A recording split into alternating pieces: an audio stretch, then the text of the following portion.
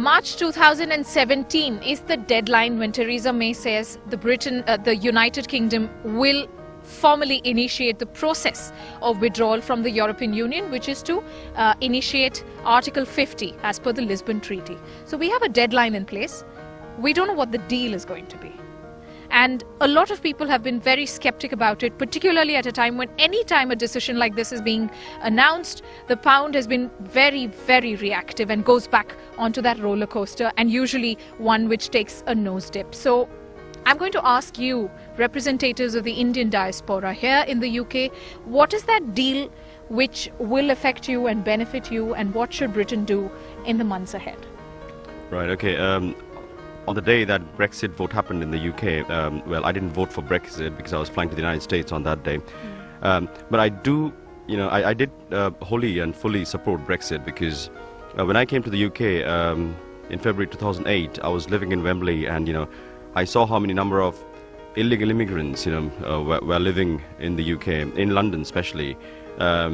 And I think they're a burden to the taxpayers because they're hiding somewhere, and these people happen to be living with me in the same house, in other rooms. So I think the issue stems from illegal immigration in the UK, especially in London, where there are a lot of people who are considered to be a burden on the taxpayers' money, and they are doing things the illegal way. I think that's where things stem from. Hey, hello. Is illegal immigration really to be dealt with? Brexit, you can deal with illegal immigration. You can have a crackdown. You didn't need a Brexit. You yes. Come out of the European Union for that. Yes, but lot of people coming from Romania, Bulgaria, and other countries of the European Union towards the eastern side of the Europe. I think they came in plentiful numbers, and I think they are the ones who are looked upon as those coming to this country, taking up jobs, especially the unskilled jobs. Okay, so for you, immigration was a big issue. I think immigration was a big issue that I see. Although I'm an immigrant myself, yes, but I came here on HSMP visa, which is a highly skilled migration program, and I had to go through a very rigorous immigration program. Had to get like some 80 out of 100 points to get to this country. Which is going to be even more rigorous now. What should Britain be doing in the months ahead? The genesis of Brexit we can analyze. We find that Britain or British people, they did not want actually to be in the European Union. It is observed from the fact that pound sterling remained pound sterling. They never use the euros as it is used by the other countries. So they have that their original, their British monarchy and British that pride. They kept up with them. They never mixed up with the European Union in the full scale. What does the Indian community, the Indian diaspora, people who are very good entrepreneurs and people who have been part of the industry, the second largest contributor to the British economy, what does this diaspora want? For example, do you want to be part of the single bloc? Even if you come out of the European Union, do you still want to be able to trade in the single market, which is the world's largest? I think that's a no-brainer, because the core economic fundamentals behind Brexit is, if you leave aside immigration, there has to be access to the free market. And the biggest trading partners of any nation are always the neighbors. For India it's China, for US it's Mexico, and it's very clear. And for UK to continue to be the European Union. So unless you can come up with a deal through which you continue getting access to that market, open access to the market, pretty much the way you have been getting till now, your industry is going to suffer, right? Because why is the immigration? I'm keeping aside the immigration questions altogether. Yeah. So if we just leave aside immigration for some time and focus purely on the economics part of it. So A is, yes, I am absolutely, I would want a deal wherein you continue to get this similar level of access that you had with the European nations. B is all the trading rights that you had because of the European Union with all the other major global industrial powers. You should continue to have similar trading rights. Now, how you're going to negotiate similar trading rights is a big unknown. Is a big unknown, and we don't know. So let's ask. Yes.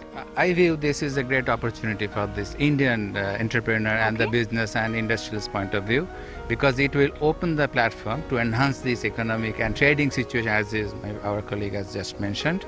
And it's a good point from the Indian point of view. I do support for this development of Indian economy in India. That So you're would saying open the UK-India ties can get better? it would go definitely better. Okay, so if you were the Prime Minister, Theresa May, I sure would any- hate I to be know. the Prime I Minister know, at this at time. these times, I know it is an unenviable job. She apparently has this hobby of trekking mountains, and I'm sure this is going to be the biggest trek she's had without support, perhaps. But if you were the Prime Minister, and if you were to strike a deal, what would that ideal situation be? It's so difficult. It's so difficult because there are so many things to consider. I mean, yes, the trade deals, because just as a normal person, it affects so many things like universities, the exchange students, the exchange schemes that they have. I've got two girls going to university. You know, one has, you know, my husband was an EU member, so she has EU fees.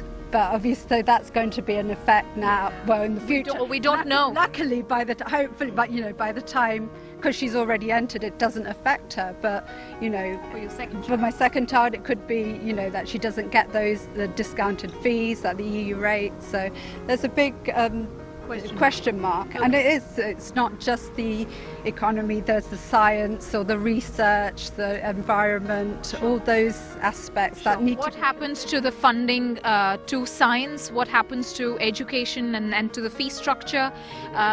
Agricultural subsidies, whether trade will be allowed with the single market. Will Britain manage to cut out immigration, which has been a reason why people like him have supported Brexit and which has really caused a strain in the economy? What is your company? Do you trade with the Europe at all? Is I it do, un- yes. I do quite a lot, yes. So you are going to be affected. Well, I mean, it's a consulting company, so I'm not selling any products. I sell services, consulting services, and we don't pay VAT. We don't pay or charge VAT to the other countries of the European Union.